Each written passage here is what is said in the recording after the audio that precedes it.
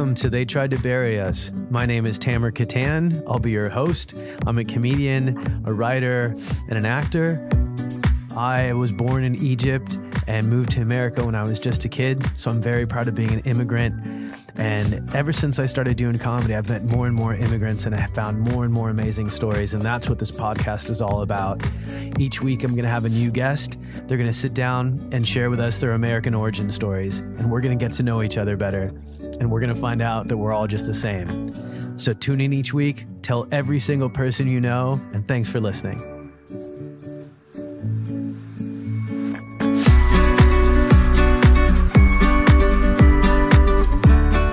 Welcome back, guys, to another episode of They Tried to Bury Us. I'm Tamer Kattan, and with me as my co-host, as always, Kity Kattan. Yeah, I love the way you say your name, Keith. I love it. I'm so proud of Kattan. I'm proud of you, too. Yeah. I'm sorry. I can't get over the fact that I bought you a necklace and you returned it. Oh, my God. You got a different one. It's so upsetting. This is the second podcast in a row I'm bringing this up. It's the second... My feelings are hurt, Mom. Listen, he always gives me great gift. Look at this ring. Oh, that's beautiful. Beautiful. Oh, that's gorgeous. That's true. Gorgeous. He always I have the gives taste me of a gay very man. Good taste. Not gay. It's a gay or no. I love all. So don't start it. But he knows. He give me very nice necklace, but all the way here. Too long. Too long. And Why did you screw that up? Well, because I thought, here's the thing. At the store, they said we can shorten the necklace. All lies. But listen, before we get, I wanted to say that you pulled in our guest. Let me introduce her properly. Okay, sorry. I love this is the way our show is. I love that it's organic and cool, and we can make fun of Paul in distance, and no one knows what's happening. Paul's wearing camouflage pants, but there's a hole in the knee.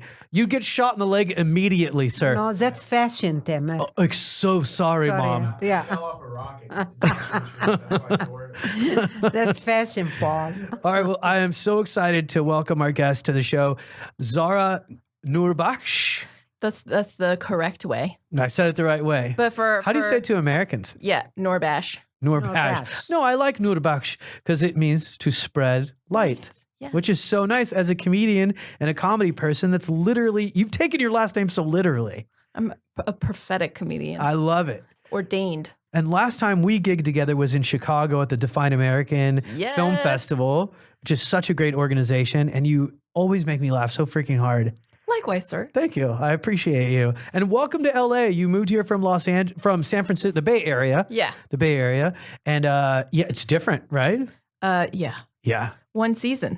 I love it. We had 2 seasons. Now we just got the one. You don't count Fire in California? Fire That's is a a good point. season? Maybe there's a 6th season. This is just contributing. It's like second dinner at Taco Yeah. Bell. There's like spring, in between spring, fire, Yeah. summer. So Zahra, your story, your family story is really blew me away. It literally gave my mom goosebumps. Yeah. And she was wearing a short sleeve shirt at the time, so I Now saw. I put my jacket. Now she put her know. jacket on, but she really did get Yes. goosebumps for it. Yeah. Tell me So- which part. Well, we're going to gonna go- ease into Oh, okay, it. okay. Yeah. 'Cause I'm excited for you to share your story. I think it's an important story. I think it's something that a lot of us have experienced. Maybe even some of us had suspicions of, but we didn't know because it was at a time when we were vulnerable. So that'll be the tease into the second part of our story. But let's start with how your family got to America and where did they come from? My family's from Iran. With a last name like Noorbakhsh? Yeah, I know. And then depending on who asks me, right? They're like, "Where's Iran?" You know. Where's Iran? Yeah, there's a lot. There's a lot of. Where's Iran? Where is it? That's people are crazy. Iran is a huge city. We used to, Huge country. Country. Shah Iran, he married Fawzia Princess Fawzia, sister of King Farouk from Egypt. And all Egyptian people, they have same hairstyle like her. Oh, really? Yeah. Wow, this is We set a trend. Yeah.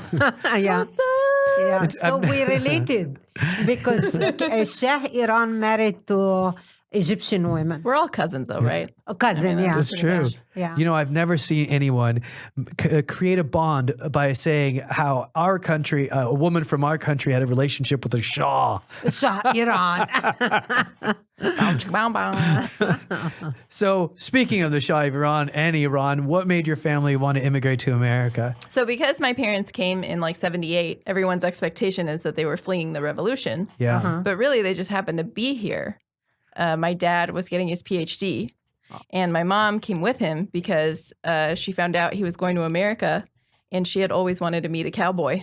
And that's why she married my dad. Wait, so what, was she looking at him like this is an Iranian cowboy, like a swirl? I think she was looking at him as like, this is my vehicle to a real cowboy. Amazing. Really? Yeah. So it wasn't like she was attracted to him. It was more like, I can get a ride with this guy. I think so. Amazing. She still married him? Yeah. She's still, oh my God. Yeah, Okay, she good. still married him. Like, when she tells me the story of like coming here, she says how disappointed she was when they got to New York. Oh, And it was just like tall city buildings. And she was like, this is just like Tehran. Why did I come here? Wow. Where are the cowboys? And my uncle was cracking up. That's so funny. And he was like, keep going west. And she did. They came here to California and she was like, where are the cowboys? She has to go Texas. That's true.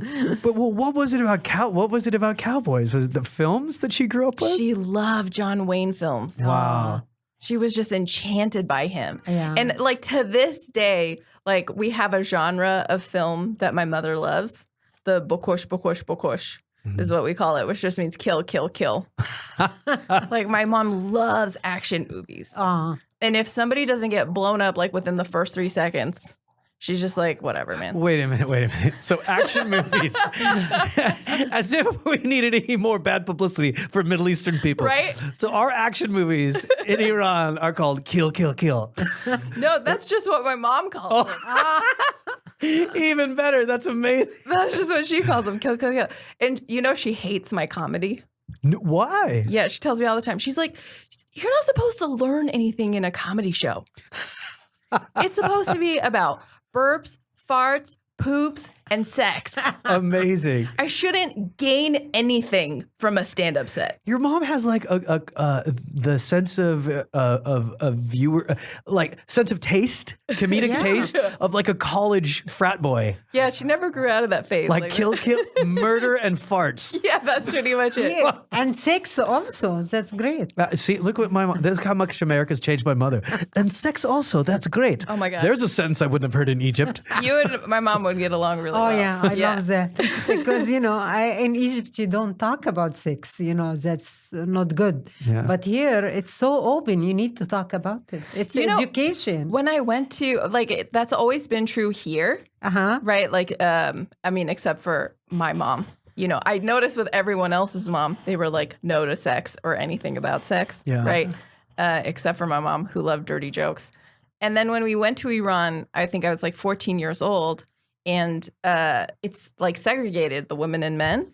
Yeah. And when the women are hanging out, it's like all sex and innuendo. No way. Yeah. Yeah. They do that. Yeah. Yeah. It was Yeah. just like, like it was like watching like a Marx Brothers movie, like innuendo after innuendo after 100%. innuendo. Yeah. Yeah. Yeah, it was. I remember I went to Saudi Arabia one time for work, and we were at a hookah bar where they separated people. They had family on one side, which essentially meant single women as well, and then they had single, which is just all men. And all the local guys were on their phone the whole time. I'm like, "What are you guys doing?" They're like, "Oh, we're just toothing." I'm like, "Toothing? What do you mean?" And they turn on. They can't sit next to women or flirt with women, but they can turn on their Bluetooth. And if they see a name like sassy girl in a hijab, then they can have a conversation back and forth and flirt. You guys, that's my mom's handle. Get out. So did your dad suspect any of this, that she wanted to use it, like stow away on his love boat in order to find a cowboy? I don't think he still knows. I think So he he's still oblivious. hasn't figured it out. Yeah. And- He was in PhD land, just like Sure. studying, like miserable. That was like part of the seed that was planted for comedy, is that like my dad was always so miserable in the house. And if you could make him laugh, it was like a superpower. Oh, wow. The whole house lightened up. You know what I mean? Because when he was home, he was like, be quiet. I have to study. I have to work. I have to, you know. Yeah. And I would crack a joke and he would like laugh. And it was just like, whoa. Yeah. Yeah. That's so nice. It is. It's like making a growling dog show you his belly. You're like, oh, he likes me. Right. In an instant. Yeah. That's great. I love it. Did you have brothers and sisters? Too many. Yeah. How many is too many? More than me. Look how excited my mom is getting. yeah. She gets excited. I heard this from the previous. I was an only child. episode, She gets yeah. so excited about multiple children. Oh my God. I tried to tell my parents to stop after me. Like, why? How many? Oh, Only how two? many? I have 2 sisters and 1 brother. That's not 2. That's That's 4. not too bad. I didn't was looking stop. for 6 kids. Oh, And wow. I ended with 1, like 10 kids. You know, my mom came from like a really big family. Oh, I My love mom that. came, 6, a family of 6. I think my great grandma had 12 kids. Wow. Wow. Yeah. So what was, did you not like having a lot of siblings or are you just kidding? I mean, I'm kidding, Yeah. of course. But also when I was a kid, like I was in charge of everyone. Ah. I was the babysitter. I was the free babysitter. Are Yeah. you the oldest? Yes. Oh, that's why. So I was like, you know, all the time whenever somebody did anything, you know, if a toddler, like if my little sister, when she was a toddler, she was like 3 years old, you know how much trouble a 3-year-old gets into. I got blamed for all of Oh, it. that's the worst. The worst, yeah. Oh, that's. I feel bad for like the oldest child sometimes because it's almost like your childhood gets cut short a little bit Yes. because you have to start taking on adult responsibilities. Yeah. My husband is also an oldest. Oh wow. And like there's like a telepathy that happens. Like I feel like if you go out and you like identify who's the oldest sibling in a large family, there's like an immediate connection. Yeah. And then you all look for who's in the baby of the family and just like sneer. Yeah, I can totally relate to that. I think sibling numbers is almost like when you go to rehab. And you're like, you did cocaine, I did cocaine. Screw those heroin people. And like, it's almost like they bond with each other over drugs, totally, right? Totally It's like the that. Totally, yeah. Well, we are in Hollywood, Zahra. I have to make some relatable metaphors to the artists that are listening to the podcast. 3 seasons, 2 drugs. So they moved from Iran. They go to New York first, Yeah. and then they went west, Well, first Michigan. My dad was going to school in Michigan. the heart of Middle Eastern America. Right? Yeah. And the cold, they couldn't take it. They couldn't take those What is it about that cold Winters. town that Middle Eastern people gravitate towards? You know, Dearborn has been around since the turn of the century. I didn't know that. Yes. There was a patron of the Titanic named Fatima that actually survived and had like nowhere to go, and she went to find her cousins in Dearborn because in 1910, like it had an established town. Wow. Goes that far back. I Isn't that know. amazing? It's These so are- amazing. Wow. These are Yeah. things we find out on our podcast, Good Muslim, Bad Muslim. We have That's right. You have a wonderful podcast. I love that podcast. we have a creeping Sharia segment. Ooh, All the ways we're winning. that's great. And you know, you bring up a valid point. I have a friend who's a social psychologist, right? And he said, don't let the news upset you. And I said, why? How can I not be upset by some of the stuff that I'm seeing that feel like steps backwards? He goes, you're being tricked into believing that the progress of humanity can be measured in 4-year blocks. That's not true. The progress of humanity is measured in 100-year blocks. And in the last 100 years, we haven't strayed from our direction at all. No. We are becoming kinder. We are becoming gentler. We are becoming more progressive. All those things. So, like, if you feel like there's a 2-year or 3-year itch, or something, that's nothing in a 100-year block. And it just made me exhale a little bit. And he's right. It's true. Like, progress of humanity is actually it's a problem that our progress is measured in these stupid 4-year blocks because then it makes politicians short-sighted. Yes. And they don't do things that'll benefit us for the next 10, 20 years because that doesn't affect their reelection. I think it's also very American. Yeah. There's a way that like a part of being an American is being cut off from your history. Yeah, it's And true. so like we're always like restarting. I have a more cynical take on that that I enjoy. Let's hear it. That I also think is correct. This is how I present my opinions. I like it. I like the setup. Okay, I think that humanity has actually not progressed since the peak of the Islamic Golden Age. Really? Why? Yes, because at that time, we were coming up with algorithms that people are using today with abacuses on scrolls. Yeah. Like, that's badass. Yeah. You know what I mean? Like, it was so ahead of its time. Yeah, like algorithms, algebra. Oh my God, what else was developed during that time? Like everything, you know, pharmacology, like what we have in like structural architecture, music was all developed during the Islamic Golden Era. Yeah. Like before we had anything. And so much of like what we have today in technology is built off that. Yeah. And when I study that and I look back on it, I'm just like, damn. You know what a friend of mine said to me that freaked me out? It was a very old Swedish man in Sweden that I used to talk to. And there was a woman that drove by the street in Sweden in a 1964 Chevy Chevelle, and it looked brand new. And she had a beehive haircut, like 60s. Yes. It was as if I was staring into the past. And then my friend says, hey, Tamer, what do you think of that? What do you think of her? And I'm like, what do you mean? I'm like, she's so cool. I think she looks really cool. He's all, no, she's living in the past. And I'm like, what do you mean? He's all, the reason why that car is so perfect and her hair is so perfect is because that is when she was most beautiful. That's when she felt like she was most beautiful, most powerful, and had the most to give to the world. And she didn't want to evolve. He's all, and that is your people. And I was like, what? He's all, you were. Damn, this is like so 3 mean. hits in one. He goes, you guys were most powerful way back when. And that's why the Middle East is so resistant to change. Because their golden age, their day when they were the prettiest has passed. Fuck that guy. Right? And part of it made me mad. Yeah. And then part of it made me go, there is some truth to that. There's no truth to that. You don't think so? No. Why? Okay, let's start with that's sexist. It's extraordinarily fair sexist. enough. Yeah. Like, I love that this guy is just like looking at a woman and is like, based off of my take of what beauty is, I'm going to establish an entire region's socio-political economic viability. To be fair, Boom. we were drinking beehive. whiskey. We were drinking whiskey at the time, to be fair. Like, okay, and then B, the beehive is the shit. It is the shit. I agree. We don't need to evolve past the beehive. I agree. And I also like Iran. It's like heyday, right? That like it's pop culture heyday is the beehive, right? That's like, right. Yeah, the revolution. All the great pictures. Like, like disco and everything, Gugush and like, you know, the beehive was like the shit, and I gravitate towards it. Like I like can't get enough volume. Yeah, it's funny because these checkered shoes. Every time I put these on, I think my mom's going to know what I'm going to say. Every time I put these on, I remember this picture that my mom has of her sister in the 60s in Alexandria. And she had these 60s glasses that were like Kurt Cobain's in Nirvana, but they were checkered.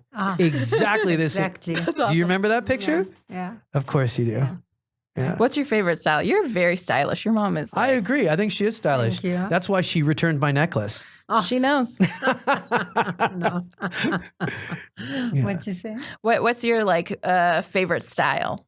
Or do you have a favorite style? I have a favorite style if anything fit me right. I don't go. Hey, that's with smart. This any is a hindrance. style. Yeah, whatever fit me right, that's my style. Yeah. But right now you're like rocking like 60s chic, like very elegant. Thank you. I agree. You are Thank very you. elegant. But I love young clothes, so I don't like act like I'm old, and I like casual a lot, you know. So whatever fit me right, that's my style. I have like 3 hoodies that I'm into. 3 hoodies. Yeah. It's hard Hoodies is a good look for Yeah. comedians in LA. This is another thing about LA is like, oh damn, like I stick out like a sore thumb. I gotta up my wardrobe game. Why do you say stick out like a sore thumb? Like I'm here in my like sweats. I'm like chilling. This is like what I'm wearing right now is like Bay Area Friday night wear. But that's lay back. It's Yeah. relax. Enjoy. This is lay the back. period where you felt Yeah. most beautiful. This is true. So let me ask you, your family immigrates to America in not such an unusual way. Your dad's getting his PhD, a higher level education thing, which is fantastic. Tell me about like the toughest period that you guys went through in America. That was definitely 2001. I mean, 2000 was arguably the toughest. My brother was diagnosed with cancer, stage 4B Ewing sarcoma. Wow. Stage 4 is the last stage. They said he had a 20% chance. Wow. And How old was he? 15. Oh my God. Oh my God. Yeah. So young. 15 years old. Yeah.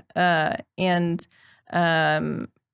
2001 is when the Twin Towers fell. Yeah. 9/11, yeah. And Osama bin Laden claimed it as a victory on behalf of all Muslims. Oy. Yeah. And at that time, we had a lawsuit lined up against the doctor who was the reason why my brother's cancer had progressed so far. And he actively was in the way of my brother's care. You know, at that time, healthcare was really reliant upon your primary care physician. Sure. And if they didn't sign off on something like that was it, you couldn't get past them. Yeah. And my mom is an X-ray tech and an ultrasound sonographer. And my brother was having like fevers every night and horrific pain in his hip. Wow. And she took him to the doctor and he said, listen, I know your people. You treat your sons like princes. Ugh. Wow.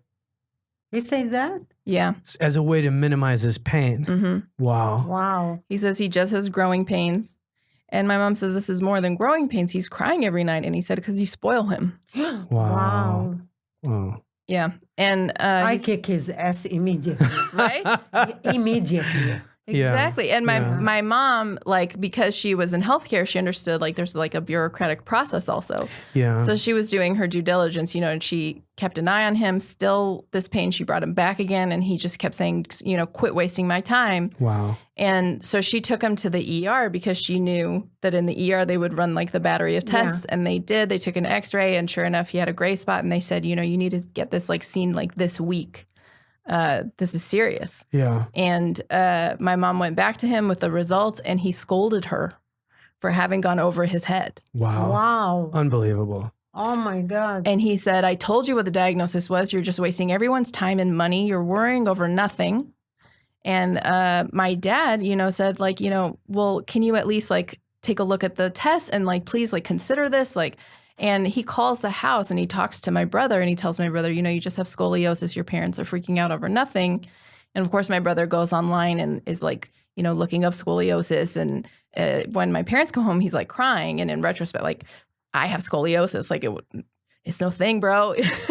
But he was really scared, not understanding what any of these things meant. And my dad said, you know, why did you talk to my son? It's crazy. You should have talked to me. He's a child still. And the doctor straight up said his English is better than yours.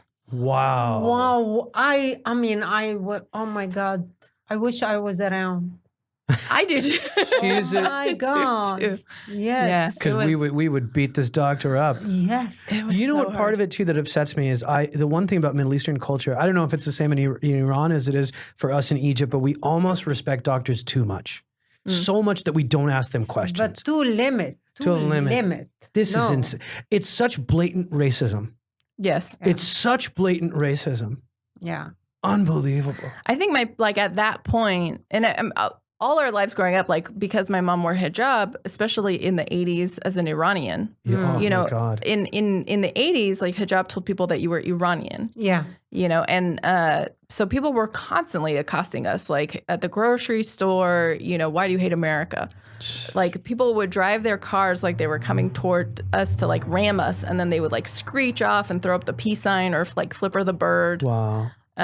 So, you know, racism was like not anything new, and it was kind of like, you know, grin and bear it and, you know, just get what you need from this doctor. But like because he was so actively in the way of care, it was impossible. And, you know, forget that my father has like a PhD. I think his English is okay. Yeah. You know, you have to write a dissertation. I think he's okay.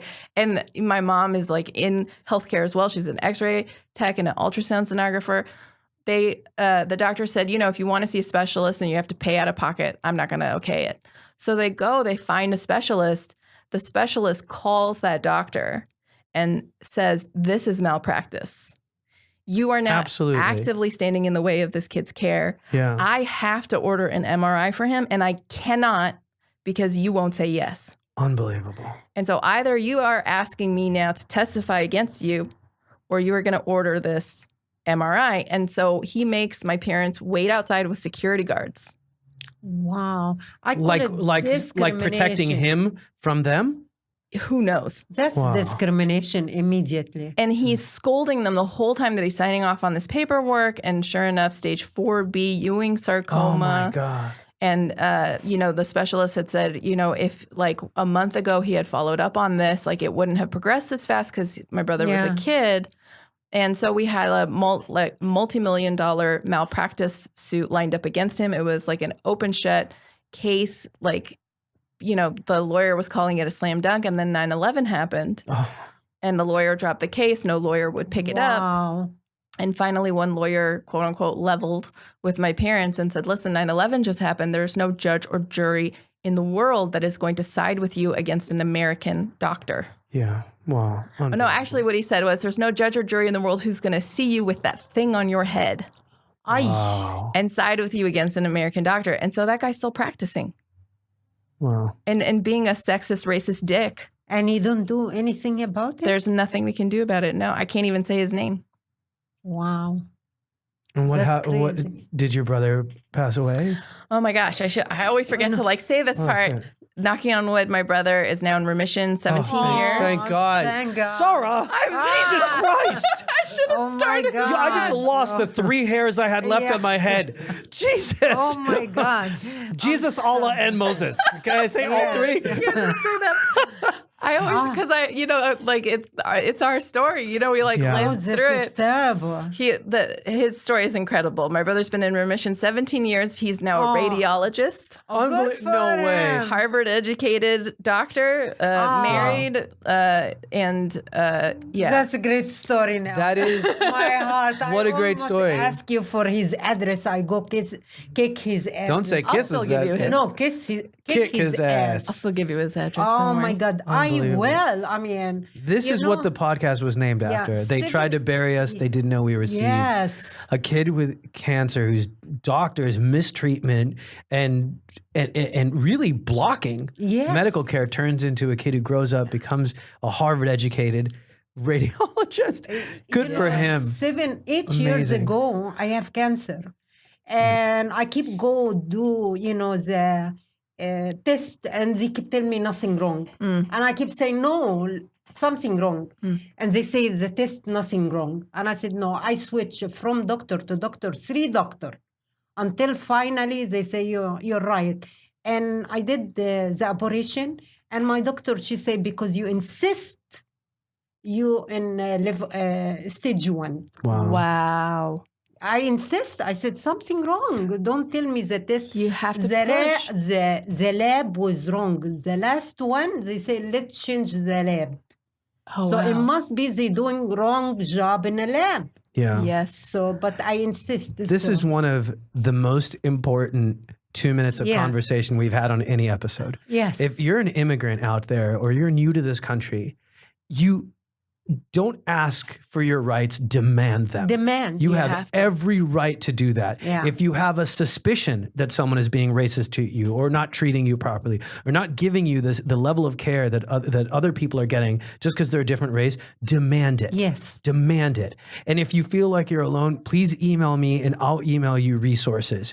And we'll start putting up resources too for people, because I think this is a much bigger problem than we're aware of. It's not just one family. This is not the first time I've heard of something like this. This is the most extreme. Yeah, but it's something extreme. that I'm glad he's all right. I am now too. My heart dancing. I'm so my glad. God. Yeah. I'm so glad. And my heart is also dancing. His story is incredible because in addition, he went back and saw his oncologist from when he was a kid and was like, hey, I'm a doctor now. And they gave him a hug and they were like, man, we didn't think you were going to make it. Wow. Oh, wow. We didn't think you were going to make it. And they were all laughing, now he's past it all. But he had a 20% chance. And then he had to have 2 bone marrow transplants. Each bone marrow transplant, you have a 30% chance of living. And they're so painful. Yeah. 2 years of chemotherapy, 6 weeks of radiation. It was a lot. Wow. Yes. Wow. We're so proud of him. Thank you. Proud of him. Yeah, what a strong guy. He's a strong man. To go through something like that. The will to live. The will to tell these people, you're wrong. Yes. I will make it. And how beautiful that instead of being, I'm done with cancer, instead of running away from it, he said, I'm going to stay on this battlefield and save other people. Yes. That's like, that gives me goosebumps. Yes. Like if God forbid, if I ever go through something like that, I would just want to run as far away as I could from conversations about cancer. I wouldn't want to talk about it. I wouldn't want to hear about it. But to put yourself out there and to be a doctor and a radiologist and to help other people with this thing that you went through is incredibly strong and selfless. Yeah. And judge me because I wear hijab. That's absolutely bullshit. I mean, you don't judge me for whatever I dress, a bikini, hijab. Right. I can't Or a believe it. bikini and a hijab at the same time. Just to confuse people. Yeah. That's why I always say, like, when people are like, oh, well, you define hijab, I say hijab is one more piece of clothing for people to judge a woman by. Yeah, exactly. Yeah. One of my friends has said the same thing. He's like, why do they always cover the hair? I go, I don't know. What color hair did Mother Teresa have? Yeah. And he goes, oh, shit. And I'm like, yeah, you jackass. Like, Exactly. You can't judge people for something like that. It's ridiculous. Some of the kindest people in the world, their hair color you don't know. What's my hair color? We'll never I'm know. bald. Yeah. I have Simpsons hair because my hair is the same color as my skin. So you want to hear a funny story? Okay. Of course. Keep Okay, going. this is the story of how my mom ended up not wearing hijab. Uh-huh. How are we on time? We're great. don't Oh, we are? Okay. Don't you worry. I got it. You This just is be my the comedian. guest. You just be the guest. I'll take care of This you. is my internal comedian being like, okay, I got time for one You more know what it bit. is? Where's I think- the light? Where's the light? I think it's because you guys are two Middle Eastern women and you're like, we do not have the confidence of a Middle Eastern man to be in charge of anything that has to do with timing. I was going to say we could talk and just like chill here. Yeah. Your mom can give me tips on style. You are awesome. So, thank you. My mom, like, people always expect that story is the reason why she stopped wearing hijab, but it's not. Actually, my mom was hiking with her cousin, and she was like getting really, really hot, and they're like up in the hills, and she's telling him the story, and she's like, sweating, and she's like, God, sometimes I hate this stupid thing. And my cousin's like, we're out here in the middle of the woods, like, like, who cares? I'm your cousin, so what? And mom was like, yeah, you're right, and she like, slips it over her shoulders. And they're like hiking and sweating. And she forgets that she's taking it off. And she climbs down the mountain. And my dad's there. And my dad sees her. And my dad's like, oh, okay. And my dad raised me as a feminist. My dad is like very, has always been like, whether or not you wear a hijab is a choice between you and God. Whether or not you pray is a choice between you and God. Whether or not you eat pork, Zahra, is a choice between you and God. Whether or not you're bisexual, Zahra, is a choice between you and God. Whether or not you marry an infidel boyfriend, Zahra, is a choice between you and God. So I've made a lot of choices between me and God. So he sees my mom and he's just like, not for me to comment. And he doesn't say anything. And he's just like, all right. And my mom gets in the car and she's like, oh my God, I'm so hot. All right, turn on the AC. Let's go. And my dad says, is there anything you want to tell me? And he still hasn't said anything. Yeah. That's so Maybe great. she's in a monobus, Who knows? Yeah. And my mom thinks that it's because she was late. Because they took a really long time and they went on a detour. Yeah. And my dad's not paying attention to the time anymore. He's totally distracted because this thing happened with my brother, and he thought like, well, maybe this is like a response. And he didn't know what to say. Uh-huh. And my mom is like, what? And my dad is like, oh, nothing. Nothing. If you don't want to talk, who knows, talking or not talking. Sometimes people talk, sometimes people don't talk. I have no comment. And my mom's like, what are you talking about? Yeah. And they'd been in couples counseling. She was like, this is what drives me nuts about you. And my dad's like, I'm sorry. I have no comment. If you want to comment, I can give you a comment. It will be a comment that means nothing about comments. And my mom is like, what are you talking about? Like, you're not making any sense. This is why you drive me nuts. And my dad is just like, okay, all right. Here we go. And she's like, all right, let's go to the grocery store. And my dad's like, in public? And she's like, where the hell is a grocery store? Yes, in public. And my dad's like, okay. And they get to the grocery store. They park. They get out of the car. My mom feels the breeze in her hair. And she goes, oh my God, why didn't you tell me I wasn't wearing it? And my dad says, okay. Because he doesn't know how else to respond. So funny.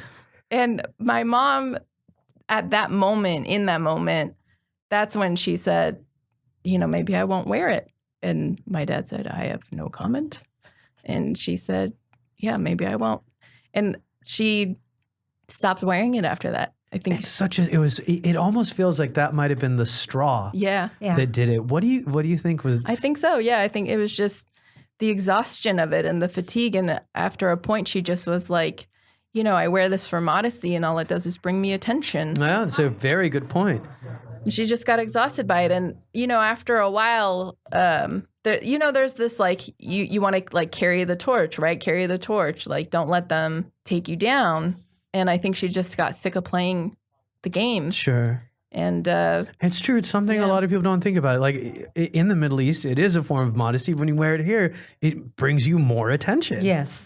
And especially negative, a lot of really negative. I always think like the bravest immigrants in the world and the ones who take the most shit are Muslim women. Yeah. Especially if they're wearing hijab. Yeah. They just get the most dirty looks, the most meanness, especially meanness from a distance from strangers. I just feel like they're the toughest people to go through what they go through and still hold by their faith. But it is. I like your dad's POV. It is between you and God, and that's it. I agree 100%. Yeah. You can't judge me for anything I wear or not to wear. This is my relationship with God. Yeah. It's a private thing. It's not clothes or anything. One time in Costco, I saw one lady. She told the hijab lady, "Why you don't go home?" Yeah. And I stopped. I said, "That's rude." You know, so it's just, I agree. Sometimes it makes sign. I don't like it. People still in America judge people with hijab different, which is sad. Well, I mean, there's so much racism, and I think hijab is one way that you can't pass. Yeah. Yeah. And I think these kinds of conversations are so challenging for me because that's what it is that like, there are these ways that you can opt to pass. And, are you, when you do that, losing that fight? Yeah. And it's an important fight.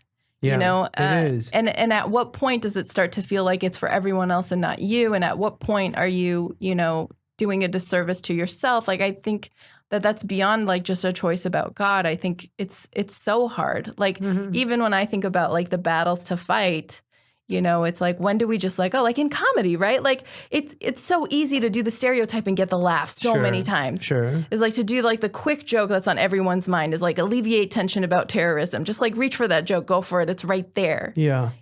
Or you can like do all of the hard work of like exactly finding another way to establish a new context. It's just Did it give you a sense of freedom when your mom gave up the hijab? Did it make you feel like you had even more freedom, or did you always feel free? I mean, I had the same sort of like disheartened experience that she had with it, in the sense that, I mean, I was less afraid for her. Yeah. My mom's like very fair skinned and she passes as a white woman. Yeah. And her life changed after that. Wow. Completely. Mm-hmm. Everyone at work was kinder to her. Everybody changed. Mm-hmm. And then at the same time, like, it sucks, and like growing up, I wanted to wear a hijab like my mom. My mom wanted to wear her hijab because it was her tradition. She loved it. She loved wearing it. Like, It makes her feel close to her. It's almost like nostalgia. Like for some people, it's a connection to home to still wear hijab. Absolutely. Your clothing, your traditions, it's what her mom wore and her mom's mom before her, like even when it wasn't enforced in Iran. Yeah. And when I was growing up as a kid, like I also wanted to wear hijab when I grew up, and my parents were like, no, because we want you to fit in. Yeah. And so it's fraught. It's really fraught. Yeah. Mm-hmm. Well, fitting in is a perfect segue. So you went from this in probably a foundational moment in the trajectory of your family's relationship with American culture. And so what would you say is your happiest period in America? Oh my God. 1991. I love that you lit up. And I love that I don't even know what you're going to say yet, but I love that your face lit up. I'm so excited to hear. What happened in 1991? 1991 was like my last year of androgyny. Androgyny? Yeah. So people couldn't tell that you were a girl? You're so feminine. No, it's more like up until I was 11, like it didn't matter if you were like a boy or a girl or what, like you just were like, however you identify, you were just like hanging out. Yeah. I mean, like it was just a friend. It wasn't a boyfriend or a girlfriend. It was just a friend. And boyfriends and girlfriends were like gross, and whoever talked about that. Yeah. And so I had mostly guy friends, because I liked video games and X-Men and like, you know, I was always like playing baseball and soccer and like getting in the mud and, you know, picking teams, you know, being captain of the like, you know, kickball team. That's and, great. Like cursing with like guys and like fist bumping and, you know, and then puberty hit. And I lost all my friends. I lost all my friends. Wow. Was it boobs? Was that the deal? Was that the thing that? Oh my God. Like they were all talking about girls, tits, sex. And then I was like, you know, why are you guys always talking about boobs? And they're like, you're going to have boobs too one day, Zahra. And I was like, that's so gross. Yeah. That's so gross. And my friend Tommy was like, you're going to have them. You're going to have boobs, man. I can understand. One summer in my teenage years, I had boobs. Did it change People everything? all my guy friends were touching me. But in 1991, the summer of 1991, all we did was watch DuckTales, play Super Mario 3, Of course. eat Doritos and hot dogs because I was the babysitter. Yeah. It was rad. It was like the best summer ever. So that it was before the division started between the sexes. Oh, that's really sweet, Zahra. Before junior high. That's really sweet. That is a nice time. You almost remind me of a time that was nice for me too. You know what I mean? It is a really sweet period when all of us are just friends and we treat each other like equals. Like I went to my high school reunion a few years back and I remember like meeting a guy named Carlo Nicastro and I'm like, oh, he's Latin. All this time I knew him as Carlo and I knew his brother was Aussie, but I never went, oh, they're Mexican. They were just my friends. Yeah. And then another friend and I'm like, oh, he's German. Like all of a sudden their last names had nationalities. But when I was a kid, they didn't. Right. They were just people. And all of a sudden I'm seeing these names on name badges as an adult. And I'm saying I recognize all these names, but suddenly there's a nationality attached to the name, which is probably what you experienced as a kid, where it went from all of us being kids to now we're labeled with this extra badge. Boys and girls. Wiener or vagina. Yeah. I mean, especially like this comes up a lot in comedy. Yeah. There's like as a woman in comedy, it's really tough to just like hang with the dudes. Yeah. You have to like establish yourself as like a woman who could take like the really crass material and who can like think on the same dirty sex plane as men. Yeah. In order to like maybe be treated like a peer. That's so true. The majority always makes it harder for the minority, whether it's gender or race or whatever. Well, why was that period so happy for you? I mean, Super Mario 3 is just such a great video game. Come on. So it was so then boys were like, you're just one of us. Yeah. Was it the exclusion that made you sad? Like when people started? After that, like it sucked. Like junior high was hell. High school was hell. Like I wasn't super femme. And I also was a kind of like a late bloomer. You know what I mean? Like I wasn't like, and I actually think this was because I was bisexual and I didn't know. Oh. You know, like I just wasn't the way that like girls would talk about guys. Yeah. I just was like, you know, like, sure, okay. Like, I remember one time somebody asked me, like, who's the guy that you really, really had, like, a crush on when you were a kid? Like, oh, like, you know, Zach Morris from Saved by the Bell, some people would say, right? And I was like, Zach the Lego Maniac? Because I was just, like, reaching for a cool guy, you know what I mean? And, like, always growing up, I wanted to be Corey Feldman. Yeah, of course. Because in all the 80s movies, he was just, like, the side friend who was like genderless. Yeah, that's true. There was a lot of genderless things happening in the 90s. There was a lot of 80s and 90s. There were a lot of characters that were like there was a lot of vampire period pieces like Lost Boys and the music at the time like Rat and all these heavy metal bands. There was a lot of guys that kind of dressed like women. And oh, I see what you're saying. You know what I mean? Like Rat, for example, was this band. I remember seeing music videos where I'd see guys from behind. I'm like, oh, that's a hot girl, and I'm like, oh no, that's a guy. And then I think someone was a girl, she was a guy. I'd see a guy that I thought was a guy that was a girl. And it was a period where, like, especially with music, heavy metal music especially, guys had gorgeous hair. It was really confusing. Yeah. Oh yeah, 80s rock glam. Yeah. I remember getting a boner in the shape of a question mark. Extremely painful. I can't believe I just said boner in front of my mom for the first time. Really? For the first time? First time I've said boner. Nice. I'm so honored it was my episode. Thank you for so loving me. Well, sorry, I could talk to you for hours. I swear to we got to have you back on. And do you want to plug anything before we go? I am performing my debut comedy special. Awesome. It's called On Behalf of All Muslims, a comedy special. I love it. That's great. It's debuting in San Francisco at the gorgeous Brava Theater. Awesome. And I got to get 600 people there, so please come. That is a beautiful theater. It's June 21st and 22nd of this year. Well, we will promote it. We'll have it up on our social media.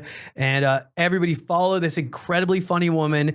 Not just funny, talks about real shit, makes you think, makes you laugh. I'm glad that you don't agree with your mom. I'm glad that you don't do fart and boob jokes.